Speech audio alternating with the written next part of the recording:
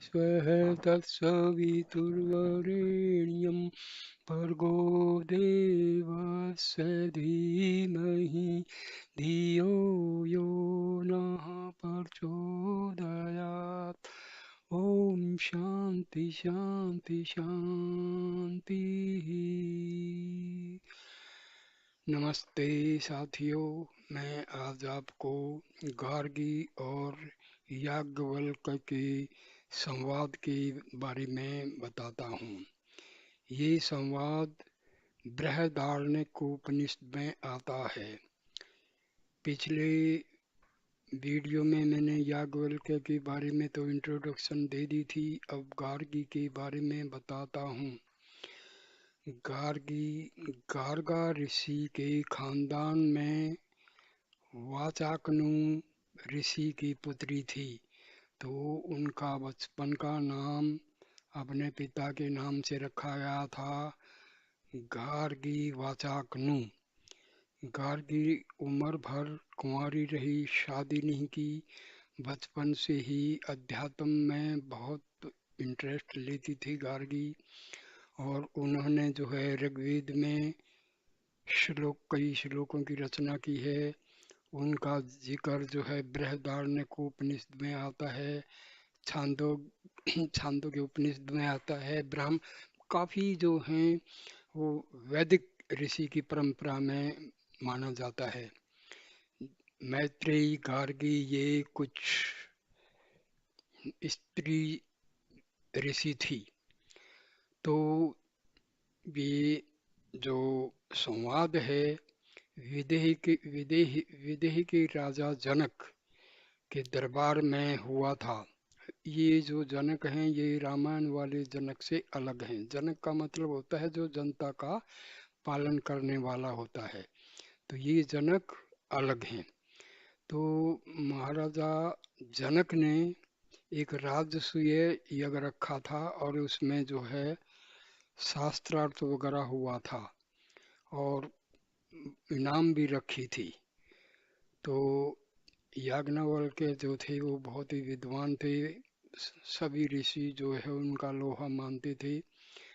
तो उन्होंने ये रखा था भी जो इस शास्त्रार्थ में जीतेगा, राजा ने ये मतलब घोषणा कर दी थी, उसको मैं 1000 गाय दूंगा। तो शास्त्रार्थ के लिए कोई भी याज्ञवल्क्य का जो है सामना करने के लिए तैयार नहीं था। तो अंत में 8 ऋषियों ने कोशिश किया उनके साथ शास्त्रार्थ करने में, उनमें से गार्गी एक थी। तो अब मैं आपको ये जो है कहानी सुनाता हूँ। मगध साम्राज्य की स्थापना के पहले भी उस देश का नाम मिथिला था, जहाँ पर आजकल दरभंगा, मुंगेर, शाहाबाद आदि बिहार के उत्तरी जिले फैले हुए हैं। मिथिला का राजवंश भारत की ऐतिहासिक राजवंशावली में बहुत प्रतिष्ठित समझा जाता था। उसका मुख्य कारण यह था कि वहाँ के राजा लोग अपनी प्रजा को पुत्र के समान स्नेह की दृष्टि से देखते थे। वे उनकी हर एक बात में सहायता करते थे। आजकल के राजाओं की तरह प्रजा को चूस कर अनेक प्रकार के कष्ट पहुंचाकर अपने निजी ऐशो आराम के लिए धन इकट्ठा करने की उनका ध्यान नहीं था। वे प्रजाओं के जनक अर्थात पिता कहे जाते थे। पिता का काम है अपने बच्चों की रक्षा करना, उन्हें खाना कपड़ा देना, पढ़ा लिखा कर योग्य बनाना, बीमारी में तन मन धन से दवा दारू का प्रबंध रखना। सारांश यह है कि सुख दुख में सर्वत्र उनकी उन्नति और भलाई का ध्यान रखना। मिथिला के राजाओं का यह गुण खानदानी बन गया था। यही कारण है कि वे प्राय सब के सब जनक नाम से प्रसिद्ध हुए। प्रजा की रक्षा में और अपने पारलौकिक श्रेय की चिंता में अपने शरीर का भी ध्यान नहीं रखते थे। यही कारण है कि वे सब विदेह भी कहे जाते थे। इसी मिथिला के एक राजा विदेह या जनक की यह कथा बतला रहा हूँ।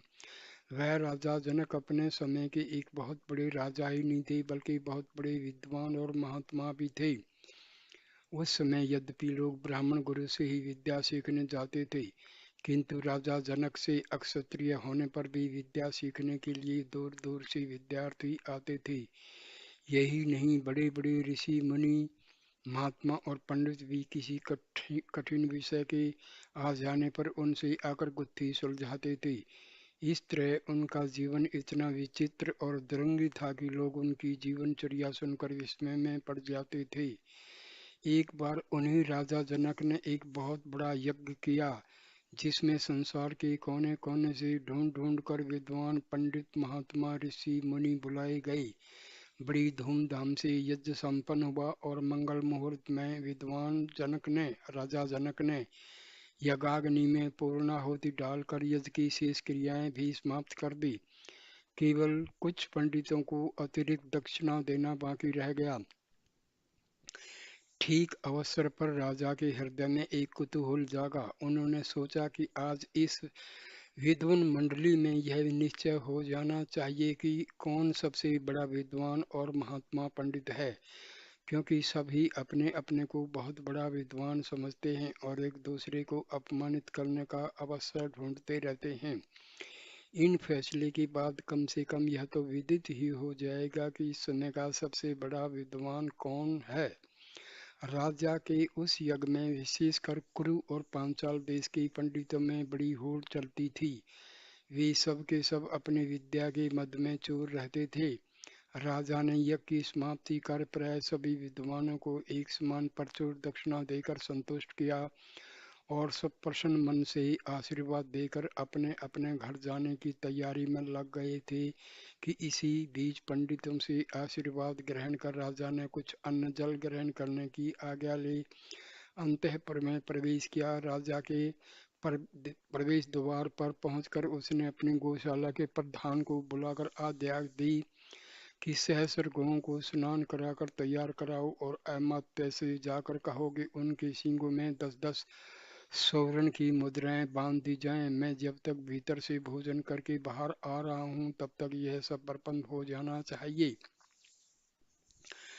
थोड़ी ही देर बाद भोजन कर अंतःपुर से ज्यों ही राजा बाहर निकला त्यों ही इधर से गौशाला के अध्यक्ष ने समीप जाकर हाथ जोड़कर निवेदन किया कि महाराज की आज्ञा से एक सहस्र गौएं स्नान कराकर पुष्पादि अलंकरणों से सजा दी गई हैं। राजा ने कहा, उनकी हर एक सींग में 10-10 स्वर्ण मुद्राएं भी बांध दी गई है न? प्रधान गोपालक ने कहा, हाँ महाराज, सब कुछ हो चुका है। राजा ने कहा, उन्हें हंकवा कर यज्ञ मंडप के समीप लाकर खड़ी करो, देखना कोई भागने के ऐसा प्रबंध करना। प्रधान प्रधान गोपालक ने हाथ जोड़कर कहा, जो आज्ञा महाराज। प्रसन्न मुख राजा यज्ञ मंडल में पहुंचा, जहाँ ब्राह्मण लोग अपने अपने आश्रमों को लूटने की तैयारी करके उसके आने की उत्सुक प्रतीक्षा में थे और इधर प्रधान गोपालक भी अपने अनुचरों समेत सहस्र गौएं लेकर यज्ञशाला की ओर चल पड़ा। गौओं को आता देख ब्राह्मणों की मंडली में एक कौतूहल और हर्ष का पारावार सा उमड़ पड़ा। सबने समझा कि शायद राजा हमें एक एक गौएं और अधिक दान करना चाहते हैं। राजा के पहुंचते ही सब पंडित लोग उसे घेर कर चारों ओर से खड़े हो गए और शीघ्र अपने अपने घर जाने की आज्ञा प्राप्त करने की प्रतीक्षा करने लगे। थोड़ी देर तक चुप रहने के बाद राजा ने कुछ गंभीर स्वर में कहा, हे पूजनीय ब्राह्मणों, आप लोगों ने इस दास के ऊपर जिस प्रकार की कृपा करके इतने दिनों तक सच्चे हृदय से यज्ञ संपन्न करने में सहायता पहुंचाई है, उसके लिए यह आपका चिर कृतज्ञ रहेगा। यज्ञ में इतने दिनों तक एक साथ रहने से आप लोगों को बहुत सारे कष्ट सहन करने पड़े होंगे। मेरे अज अनुचर आपकी सेवा भी भली तरह नहीं कर सके होंगे, इसलिए आप सब मुझे हृदय से क्षमा करें। आप लोगों के समान तेजस्वी एवं विद्वान ब्राह्मणों की कुछ सेवा करने का मुझे जो यह अवसर मिला है, वह कई जन्मों के पुण्य का फल है। मैं अपनी खुशी का वर्णन किन शब्दों में करूं? आप सबके उपकारों से मेरे रोम रोम दिखे हुए हैं। ब्राह्मणों की मंडली में चारों ओर से साधु साधु की ध्वनि होने लगी। ब्राह्मणों के निर्मल हृदय में राजा जनक की इस विनीत भावना ने एक अमिट छाप छोड़ दी।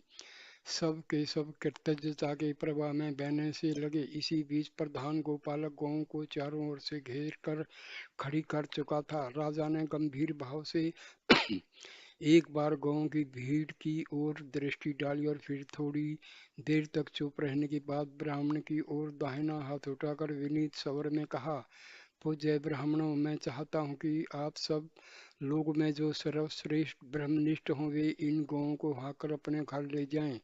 उसी श्रेष्ठ श्रेष्ठ विद्वान एवं महात्मा के चरणों में भेंट करने के लिए मैंने इन्हें यहाँ खड़ा कराया है। राजा के इन विनीत शब्दों ने ब्राह्मण मंडली के कोलाहल को एकदम शांत कर दिया। कुछ ने स्पष्ट सुना और कुछ ने अधूरा सुनकर भी सब कुछ जान लिया। थोड़ी देर तक तो सारी भीड़ मूर्ति की तरह निश्चित बनी रही, क्योंकि सभी यह जानते थे कि राजा जनक के सामने अपनी विद्वता और ब्रह्मनिष्ठा का दावा करना आसान काम नहीं है। थोड़ी देर बाद कुछ आचार्यों के शिष्यों ने अपने अपने गुरु के पास जाकर एक सहस्त्र गौओं को एक साथ पाने का लोभ फुसफुस शब्दों में प्रकट किया, पर आचार्यों की हिम्मत ने जनक के सामने अपनी विद्वता प्रकट रखने की दृष्टा से साफ इनकार कर दिया। वे सिर हिला हिलाकर इधर उधर ताकने लगे। थोड़ी देर तक इस नीरवता ने राजा जनक के उस यज्ञ मंडल में अपना अधिकार और जमाया, जहाँ पर अभी थोड़ी देर पहले तुमुल कोलाहल मचा हुआ था। यज्ञ कुंड से निकलने वाली धूम की सुगंधित काली रेखा मानो उन सभी ब्राह्मणों की भर्त्सना करते हुए ऊपर चढ़ी जा रही थी, पर वे सब के सब चुप ही बने रहे। किसी में बोलने की हिम्मत नहीं आई। थोड़ी देर बाद इस नीरवता को याज्ञवल्क्य के इन गंभीर शब्दों ने तोड़ दिया। सम उपस्थित सभी लोगों ने उत्कंठित मन से सुना कि वे अपने शिष्य को संबोधित कर रहे थे। प्रिय दर्शन शाम सर्वा, इन समस्त गौओं को हाँककर अपने आश्रम की ओर ले चलो। याज्ञवल्क्य के मुंह से इन शब्दों के निकलने भर की देर थी कि उनके उत्साही शिष्य गौओं के पास पहुंचकर चारों ओर से हाँकने लगे। उस समय याज्ञवल्क्य का मुखमंडल तेज से प्रदीप्त हो उठा था और उनके स्वर में धीरता एवं गांभीर्य का मिश्रण था। ब्राह्मणों ने देखा कि वह राजा के पास पहुंचकर कह रहे थे, राजन अब आज्ञा हो तो आश्रम को ले चलूं, क्योंकि वहां से आए हुए काफी दिन बीत गए। पता नहीं शिष्यों की पढ़ाई ठीक से चल रही है या नहीं। सभा में उत्तेजना की एक छिपी लहर सी फैल गई, क्योंकि याज्ञवल्क्य के शिष्य गौओं को हाकर थोड़ी दूर निकल गए थे और इधर राजा जनक भी याज्ञवल्क्य की विदाई के लिए चल पड़े थे। बड़े बड़े वयोवृद्ध एवं शांत आचार्यों में भी याज्ञवल्क्य की इस दृष्टा ने खलबली मचा दी, पर किसी में अग्रसर बनने की क्षमता नहीं रही। राजा जनक के प्रधान होता ऋत्विज अस्वल से नहीं रहा, क्योंकि उन्हें यह पता था कि भूमंडल भर के विद्वान में उनसे वयोवृद्ध एवं सम्मानित दूसरा कोई नहीं था। इसके अतिरिक्त अपने यजमान की दक्षिणा को एक बाहरी उद्धत युवक सर्वश्रेष्ठ विद्वान एवं ब्रह्मनिष्ठ बनकर ले जाए, यह भी मृत्यु से कम दुखदायी नहीं है। अपयश ही तो सच्ची मृत्यु भी है। इस तरह अपमानित होकर फिर से राजा जनक की आंखों में अपनी पूर्व प्रतिष्ठा का प्राप्त करना मुश्किल था। वे एकदम विचलित से हो गए और पीछे से याज्ञवल्क्य के आगे खड़े होकर रूखे स्वर में बोल पड़े, याज्ञवल्क्य, क्या तुम ही हम सबसे बड़े विद्वान और ब्रह्मनिष्ठ हो जो इन गौओं को हकाते हुए चले जा रहे हो? अस्वल के होंठ कांप रहे थे, दिल धड़क रहा था और स्वर कंठ सूख जाने के कारण फटा हुआ था। याज्ञवल्क्य खड़े हो गए। पीछे पीछे चलने वाले राजा जनक भी अस्वल की ओर मुंह करके खड़े हो गए। पीछे की सारी विधव मंडली भी इधर उधर खड़ी होकर उत्सुक कानों से याज्ञवल्क्य का उत्तर सुनने के लिए चुप हो गई। पर याज्ञवल्क्य भी अभी चुप खड़े थे। फिर थोड़ी देर तक इधर उधर देखकर याज्ञवल्क्य ने मुस्कुराते हुए कहा, भाई, इस उपस्थित ब्राह्मण मंडली में जो सबसे बड़ा विद्वान तथा ब्रह्मनिष्ठ है उसे मैं सादर नमस्कार करता हूँ।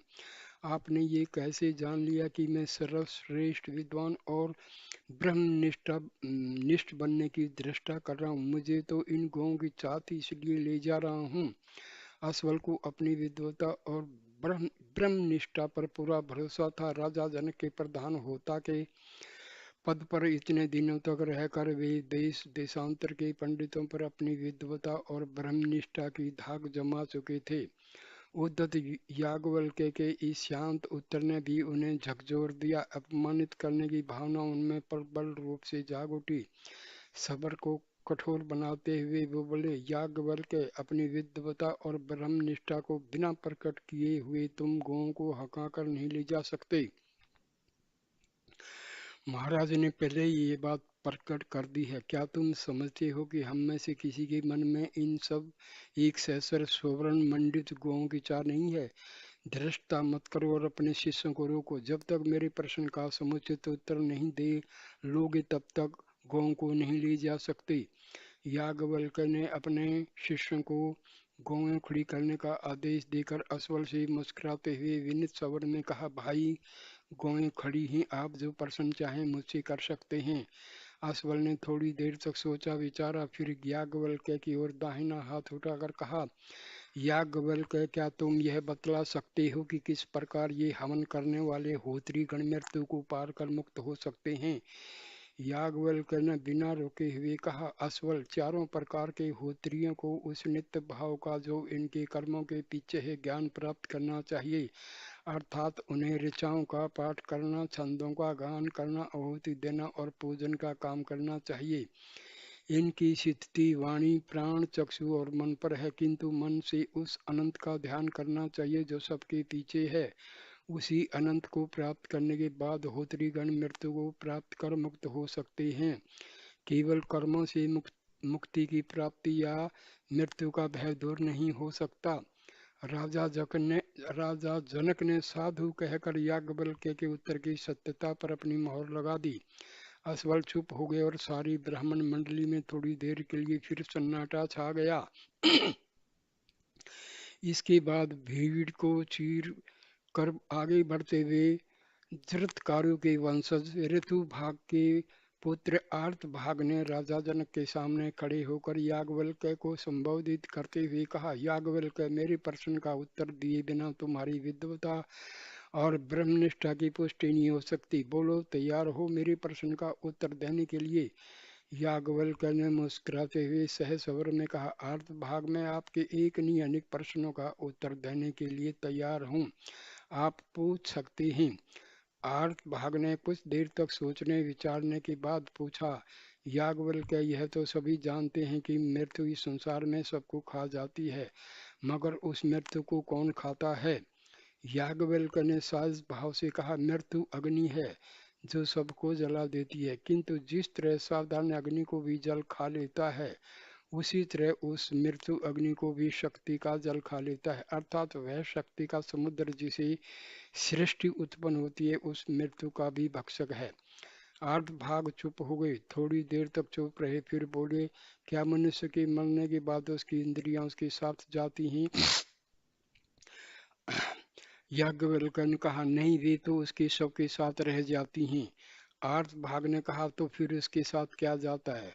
उसका नाम? याज्ञवल्क्य ने कहा। आर्तभाग ने कुछ रुष्ट होकर कहा, याज्ञवल्क्य, इतना मैं भी जानता हूँ, तनिक स्पष्ट करके समझाओ। मैं यह पूछ रहा हूँ कि जब मनुष्य मर जाता है और उसका शरीर तथा इंद्रियां नष्ट हो जाती हैं, तब फिर उसका क्या बचा रहता है? याज्ञवल्क्य ने कहा, तात आर्तभाग, इसकी बातचीत सबके सामने नहीं हो सकती। हम दोनों महाराज के साथ एकांत में चलें, तब वहीं मैं दृष्टांत के साथ इसका पूर्ण उत्तर आपको दे सकूंगा। आप अगर चाहें तो विद्वान मंडली से कुछ और विद्वानों को साथ ले जा सकते हैं। आर्तभाग सहमत हो गए और राजा जनक तथा दो चार प्रमुख वयोवृद्ध मुनियों के साथ एकांत स्थल में चले गए। वहां दोनों बड़ी देर तक शास्त्रार्थ करते रहे। अंत में जो कुछ निश्चय हुआ उसका तात्पर्य यही था कि मानव जीवन का सर्वस्व उसका कर्म है, वही सबसे प्रशस्त और पूज्य है। अच्छे कर्मों से मनुष्य अच्छा होता है, बुरे कर्मों से बुरा। मरने के बाद यही कर्म ही शेष रह जाते हैं, यही हमारे संस्कार बनते हैं, यही वासनाएं बनती हैं, और अगले जन्म में इन्हीं संस्कारों और वासनाओं के वशीभूत होकर इंसान जो है अपने कार्य करता है, उसका स्वभाव भी उसी अनुसार बन जाता है।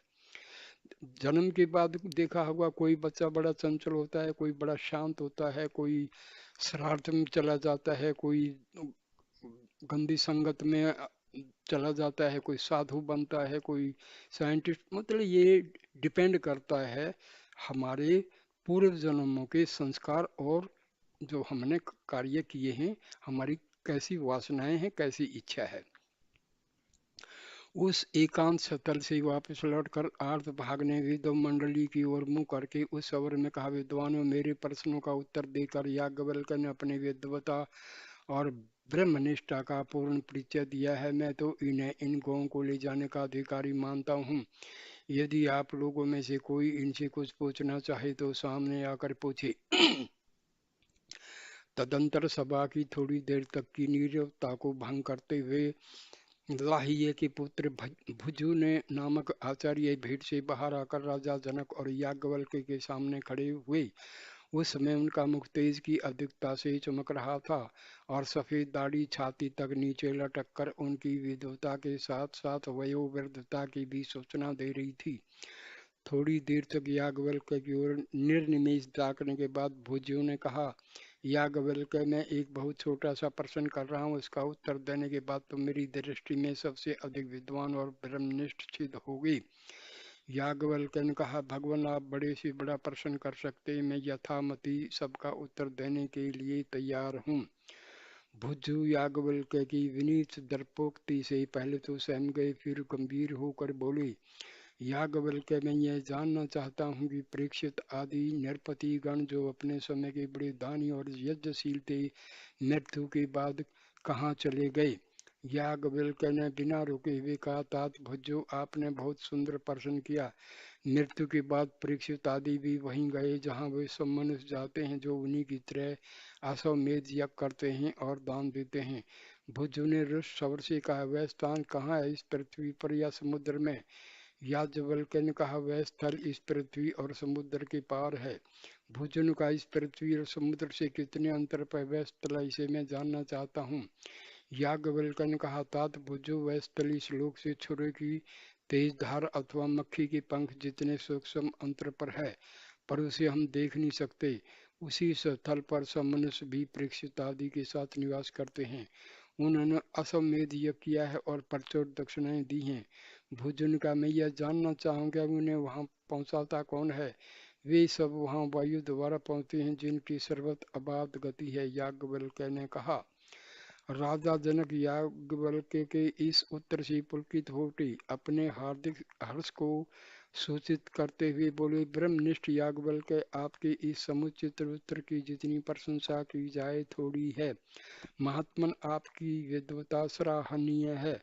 भुजु चुप हो गए और सारी ब्राह्मण मंडली याज्ञवल्क्य के तेजस्वी ललाट एवं कमल के समान प्रफुल्लित मुखमंडल की ओर ताकने लगी। थोड़ी देर तक चुप रहने के बाद भुजों ने भी आर्त भाग की तरह याज्ञवल्क्य की विद्वता और ब्रह्मनिष्ठा को विनीत शब्द में स्वीकार करते हुए कहा, विदवृंद, निसंदेह याज्ञवल्क्य की विद्वता इतनी महान है कि वह एक सहस्त्र गौों को ले जा सकते हैं। अब आप सब में जिसे कुछ और पूछना हो वह सामने आकर पूछे। भुज्यु के चुप होते ही चक्र के पुत्र उस्ती ने, जिन्हें अपनी विद्या और ब्रह्मनिष्ठा पर पूरा विश्वास था, भीड़ से आगे आकर याज्ञवल्क्य के सामने खड़े हो गए और गंभीर वाणी में बोले, याज्ञवल्क्य, वह ब्रह्म आत्मा जो सबके भीतर है, जिसको हम प्रत्यक्ष देख सकें, क्या है। याज्ञवल्क्य ने कहा, भगवत उस्ती, वह तुम्हारी ही आत्मा है जो सब वस्तुओं के भीतर है। वही तुम्हारी प्राण वायु को भीतर खींचती है और अपने अपान वायु को बाहर निकालती है। किसी वस्तु का ज्ञान केवल मनुष्य या 10 इंद्रियों द्वारा प्राप्त किया जा सकता है, पर इन दोनों से भी उस आत्मा को कैसे जान सकते हैं जो सबसे अधिक विचारणीय शब्दों को ग्रहण करने वाली और समस्त ज्ञान को जानने वाली है। वह इतनी सूक्ष्म और इतनी महान है कि मन समेत इन इंद्रियों से ग्राह्य नहीं हो सकती। वह जिस तरह तुम में प्रविष्ट है उसी तरह सब में प्रवेश किए हुए है। उस्ती चुप हो गई और बड़ी देर तक चुप रहने के बाद विद्वानों की मंडली की ओर मुख करके बोले, विद्वानों, याज्ञवल्क्य सचमुच परम विद्वान और ब्रह्मनिष्ठ है। मुझे तो इनसे अब कुछ भी नहीं पूछना है। आप लोगों में से यदि किसी को कुछ पूछना है तो मैं आकर पूछ लीजिए, पूछना है तो आकर पूछ लीजिए, अन्यथा बेकार में देर हो रही है। थोड़ी देर तक सभी आपस में एक दूसरे का मुंह देखते रहे और फिर कुशीतक के पुत्र कहोल सबको उत्सुक बनाते हुए भीड़ से निकलकर राजा जनक और याज्ञवल्क्य के समक्ष खड़े हुए। थोड़ी देर तक आकाश की ओर ताकने के बाद कहोल ने कहा, याज्ञवल्क्य, तुमने जिस ब्रह्म या आत्मा के बारे में अभी अभी यह बतलाया है कि वही सबके भीतर प्रवेश किए हुए हैं और उसको मन या इंद्रियों से प्रत्यक्ष नहीं कर सकते, उसको हम किसी तरह प्राप्त कर सकते हैं। मेरे इस प्रश्न का उत्तर देकर तुम अपनी विद्वता और ब्रह्मनिष्ठा का सच्चा परिचय दे सकते हो। याज्ञवल्क्य ने सहज भाव में कहा, तात कहोल, उस आत्मा या ब्रह्म को पाना बहुत सहज काम नहीं है। उसके लिए कोशिश करो, वह तुम्हारे भीतर ही है। उसे भूख प्यास सुख दुख का अनुभव नहीं होता। विद्वता और मृत्यु का भी दुख उसे नहीं होता है एवं अज्ञान भी उसे नहीं गिरता। अतः उसे प्राप्त करने के लिए इन सब को छोड़ना पड़ता है, अर्थात सारी कामनाओं का त्याग करने के बाद ही उसका प्राप्त संभव है। संतान धन राज्य आदि की सारी कामनाएं एक ही प्रकार की होती हैं, उन सब को छोड़कर ज्ञान और मानसिक बल की प्राप्ति होती है। मानसिक बल और ज्ञान जब कुछ स्थायी और दृढ़ बन जाता है तब मनुष्य मुनि अर्थात संसार के सभी विषयों का विचार और मनन करने वाला होता है। उसे यह विदित हो जाता है कि यह पदार्थ विचारणीय है और यह नहीं। इस स्थिति में पहुंचकर जब दोनों का अंतर स्पष्टतया ज्ञात हो जाता है तो उस ब्रह्म या आत्मा की प्राप्ति होती है। उस समय मनुष्य जैसी कोशिश करता है वैसा ही बन जाता है। निश्चल कहोल का मुख प्रसन्नता से खिल उठा। राजा जनक भी याज्ञवल्क्य के इस समुचित उत्तर पर बोल पड़े, साधु महात्मन याज्ञवल्क्य, साधु, आप जैसे विद्वान ही इस प्रकार का उत्तर देने की क्षमता रखते हैं। सारी विद्वान मंडली चुप हो गई और याज्ञवल्क्य के शिष्यों का समूह प्रसन्नता से नाच उठा। इस प्रकार थोड़ी देर तक ब्राह्मणों की मंडली में भारी सन्नाटा छा गया। याज्ञवल्क्य की विद्वता ने मानो सब पर जादू की लकड़ी फेर दी। अब उस लंबी भीड़ में न कोई बोलता था और न इधर उधर काना फूसी ही करता था। फिर वचकनु की पुत्री गार्गी और अरुण के पुत्र आरुणि उद्दालक ने भी याज्ञवल्क्य से अनेक प्रश्न किए, जो सब ब्रह्म और जीव से संबंध रखने वाले थे। परंतु याज्ञवल्क्य ने उन सब का हंसते हंसते ऐसा उत्तर दिया कि वे दोनों भी चुप हो गए। वचकनु की पुत्री गार्गी की प्रतिभा और विद्वता की उसमें बड़ी प्रतिष्ठा थी। उसकी वाग्मिता और तर्कशैली के सामने बड़े बड़े विद्वान मूक हो जाते थे। सबको आशा थी कि याज्ञवल्क्य गार्गी को निरुत्तर नहीं कर सकते, किंतु गार्गी को इस तरह चुप देखकर सबको बड़ा विस्मय हुआ।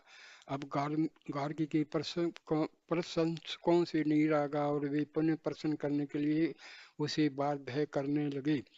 थोड़ी देर तक वह चुप रही, फिर आगे बढ़कर सब ब्राह्मणों से बोली, तुझे ब्राह्मणों, इन याज्ञवल्क्य ने यद्यपि मेरे प्रथम प्रश्नों का उत्तर देकर मुझे चुप कर दिया, किंतु मैं दो अमोघ प्रश्नों को अभी इनमें इनसे फिर पूछना चाहती हूँ।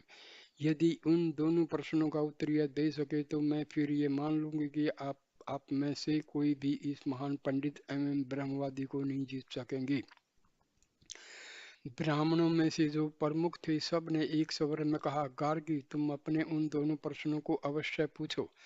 गार्गी थोड़ी तब देर तक चुप रही, फिर गंभीर स्वर में बोली, हे याज्ञवल्क्य, जैसे वीर पुत्र विदेह राज या काशीराज युद्ध क्षेत्र में एक बार उतारी हुई डोरी वाली धनुष फिर से डोरी चढ़ाकर शत्रु को अत्यंत पीड़ा पहुंचाने वाले दो बाणों को हाथ में लेकर शत्रु के सामने खड़े होते, उसी प्रकार दो मान प्रश्नों को लेकर मैं आपके सामने खड़ी हुई हूँ। आप यदि सच्चे ब्रह्मवेत्ता हैं तो इन प्रश्नों का समुचित उत्तर देकर मुझे संतुष्ट करें।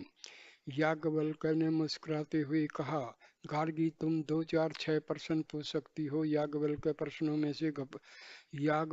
प्रश्नों से घबराने वाले नहीं हैं।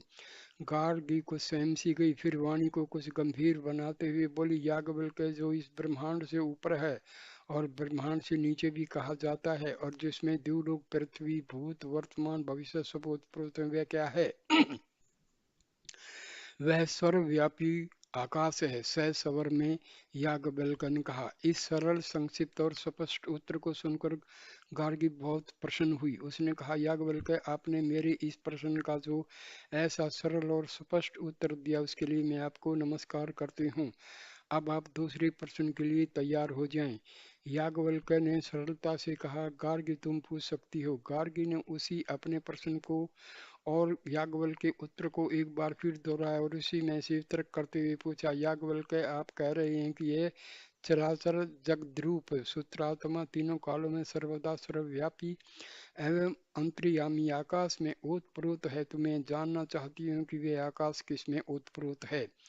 याज्ञवल्क्य थोड़ी देर चुप रहे, फिर गंभीरता पूर्वक गार्गी की ओर दाहिना हाथ उठाकर बोले, गार्गी, ब्रह्म के जानने वाले उसको अक्सर अर्थात अविनाशी कहते हैं। वह न स्थूल है, न सूक्ष्म, न छोटा है, न बड़ा, न अग्नि की तरह लाल है, न जल की तरह पतला और तरल। उसमें न छाया है, न तिमिर है, न वायु है, न आकाश है। वह एकदम असंग है। उसमें न रस है, न गंध, आंख, कान, वाणी, मन, तेज, प्राण, मुख और परिमाण भी उसमें नहीं है। न वह अंदर है, न बाहर है। वह स्वयं न तो कुछ खाता है और न कोई उसे खा सकता है। उसी प्रकार वह संसार के सभी विशेषणों से नितांत रहित है। हे गार्गी, उसी अक्षर की आज्ञा से सूर्य और चंद्रमा अपने अपने स्थान पर नियमित रूप से स्थित हैं। ध्रुवलोक और पृथ्वी की स्थिति में भी अक्षर की आज्ञा मूल कारण है। अक्षण, घंटे, दिन, रात, पक्ष, महीना, ऋतु, साल सब अपने अपने स्थान में उसी के अनुशासन से स्थित हैं। हे गार्गी, यही नहीं वह इतना महान एवं महिमामय है कि उसी के गूढ़ अनुशासन से शासित नदियां बर्फीले पर्वतों से निकलकर कुछ पूर्व की ओर बहती हैं और कुछ पश्चिम की ओर। हे गार्गी, उस परम नियंता अक्षर को बिना जाने हुए जो लोग 1 सहस्त्र वर्ष तक होम, यज्ञ अथवा तपस्या करते हैं, उनके उन सब कर्मों का फल विनाशशील होता है। उसको बिना जाने हुए जो लोक से जाता है वह कभी दुख से छुटकारा नहीं पाता, और जो भली भांति इसको जानकर इस लोक से प्रस्थान करता है वही सच्चा ब्राह्मण है। हे गार्गी, वह सुप्रसिद्ध अविनश्वर किसी को नहीं दिखाई पड़ता है, पर वह सबको देखता है। उसकी आवाज को कोई सुन नहीं सकता, पर वह सबकी आवाज सुनता है। उसे कोई जान नहीं सकता, पर वह सबको जानता है। उसके सिवाय संसार में न कोई देखने वाला है, न कोई सुनने वाला, न कोई समझने वाला है, न जानने वाला है। विदुषी गार्गी, उसी अक्षर में यह आकाश ताने बाने की भांति बना हुआ है। महर्षि याज्ञवल्क्य के इस विस्तृत एवं विलक्षण व्याख्यान को सुनकर गार्गी समत्सारी ब्राह्मण सभा संतुष्ट हो गई। राजा जनक प्रसन्नता से विह्वल होकर साधु साधु करने लगे। थोड़ी देर बाद गार्गी गद गद कंठ से ब्राह्मण की ओर हाथ उठाकर बोली, हे पूज्य ब्राह्मणों, इस परम विद्वान एवं ब्रह्मनिष्ठ याज्ञवल्क्य को सब नमस्कार करो। इसे पराजित करने की बात कल्पना से भी परे है। गार्गी की बात सुनकर सारी ब्राह्मण मंडली अवाक रह गई, किंतु सकल के पुत्र शाकल्य से, जिनका दूसरा नाम विदग्ध भी था, रहा नहीं गा। विद्वता के नाते अपने शिष्यों में उनकी खासी प्रतिष्ठा थी। भीड़ से आगे बढ़ते हुए बोले, याज्ञवल्क्य, मैं तुमसे पूछना चाहता हूँ कि संसार में देवता कुल कितने हैं जिनकी मनुष्य को पूजा करनी चाहिए। याज्ञवल्क्य ने कुछ असंतुष्ट होकर कहा, विदग्ध, इस संसार में 3003, 303, 33, 6, 3, 2, 1.5 और 1 देवता माने जाते हैं, किंतु वास्तव में देवता तो 33 ही हैं। 3003 या 303 उनकी महिमा है। यह 33 देवता इस प्रकार से हैं: 8 वसुगण, 11 रुद्रगण, 12 आदित्यगण, 1 इंद्र, 1 प्रजापति। 8 वसुओं में अग्नि, पृथ्वी, सूर्य, वायु, अंतरिक्ष, देव, चंद्रमा और नक्षत्र हैं। 11 रुद्रों में 10 इंद्रियां, 5 ज्ञानेंद्रिय और 5 कर्मेंद्रिय और 1 मन है। 12 आदित्यों में 12 महीनों की गणना है। इंद्र वर्षा और गर्जना का देवता है तथा प्रजापति वृद्धि का। अन्य 6 देवताओं में अग्नि, पृथ्वी, वायु, अंतरिक्ष, सूर्य और 2 की गणना है। 3 देवता 3 लोग हैं, इनमें जिसमें सब देवता गण वास करते हैं। दूसरा देवता अग्नि और प्राण है। डेढ़ देवता स्वयं प्राण हैं और जो स्वयं एक पदार्थ है और आदि सबके शरीर का अंग भी है। एक देवता वह केवल प्राण वह आत्मा है जो ब्रह्म भी कहा जाता है। याज्ञवल्क्य के विचित्र तर्कपूर्ण उत्तर को सुनकर भी विदग्ध चुप नहीं हुए। उन्होंने जानबूझकर परेशान करने की नीयत से कई इधर उधर के भी प्रश्न किए। याज्ञवल्क्य सबका यथोचित उत्तर देते गए, पर जब उन्होंने देखा कि विदग्ध चुप होना नहीं चाहते तो अंत में रुष्ट होकर कहा, विदग्ध अब मैं तुमसे एक प्रश्न पूछना चाहता हूँ। यदि तुम इसका यथोचित उत्तर नहीं दोगे तो तुम्हारा सिर धड़ से अलग हो जाएगा। गर्वोन्मत्त विदग्ध ने कहा, याज्ञवल्क्य तुम जैसा चाहो वैसा प्रश्न कर सकते हो। याज्ञवल्क्य ने कहा, विदग्ध जिन देवताओं के बारे में तुमने अभी पूछा है, क्या बतला सकते हो कि कोई ऐसा भी पुरुष है जो इन देवताओं से परे है? विदग्ध कोई उत्तर नहीं दे सकी। भय के मारे उनका मुख विवर्ण हो गया, ललाट से पसीना चूने लगा और पैर कांपने लगे। देखते ही देखते विशाल ब्राह्मण मंडली के सामने विदग्ध का सिर नीचे गिरकर नाचने लगा और दर्द थोड़ी देर तक छटपटा कर राजा जनक के सामने से दौड़ता हुआ याज्ञवल्क्य के चरण के समीप जाकर गिर पड़ा। याज्ञवल्क्य के ज्ञान और तेज के इस अद्भुत चमत्कार को देखकर सारी भीड़ सहम गई। स्वयं राजा जनक भी उनके तेज से आतंकित हो गए। तदंतर याज्ञवल्क्य ने फिर ब्राह्मण को संबोधित कर कहा, आप लोगों में से कोई भी एक या सब मिलकर मुझसे यदि कोई प्रश्न करना चाहे तो कर सकते हैं, किंतु किसी को याज्ञवल्क्य से प्रश्न करने का साहस नहीं हुआ। चारों ओर से याज्ञवल्क्य की जय जयकार की ध्वनि होने लगी। उनका मुखमंडल तेज की अधिकता से ज्येष्ठ सूर्य की भांति प्रदीप्त हो उठा। उधर गार्गी का चेहरा भी प्रसन्नता से खिल उठा। तदंतर राजा जनक ने महर्षि याज्ञवल्क्य की बड़ी प्रशंसा की और बड़े आदर सत्कार के साथ उन्होंने और अधिक दक्षिणा देकर सम्मान के साथ विदा किया। सभी विद्वान ऋषि मुनि एवं महात्मा जन भी याज्ञवल्क्य की विद्वता तथा ब्रह्मनिष्ठा का प्रशंसा करते हुए अपने अपने शिष्यों के साथ आश्रम को पधारे। अब आगे वेदों के सिर और धड़ को लेकर उनके शिष्यों ने अंतिम संस्कार संपन्न किया और फिर शुद्ध मन से याज्ञवल्क्य के पास जाकर उनकी शिष्यता ग्रहण करने का पक्का। याज्ञवल्क्य जो थे अपने गुरु से भी झगड़ा कर लेते थे और उन्होंने जो है जब गुरु से बनी नहीं बात तो उन्होंने अपना अलग हो गए थे और उन्होंने यजुर्वेद वगैरह का पूरा जो है रचना की थी। तो बहुत बड़े विद्वान थे, बहुत ही ज्यादा। वो ब्रह्म विद्या और आत्म विद्या के तो बहुत बड़े जो हैं ज्ञाता माने गए हैं। नमस्ते दोस्तों, प्लीज सब्सक्राइब करना चैनल को और वीडियो को लाइक करना, शेयर करना और कमेंट करना। नमस्कार नमस्कार, जय जय जय जय।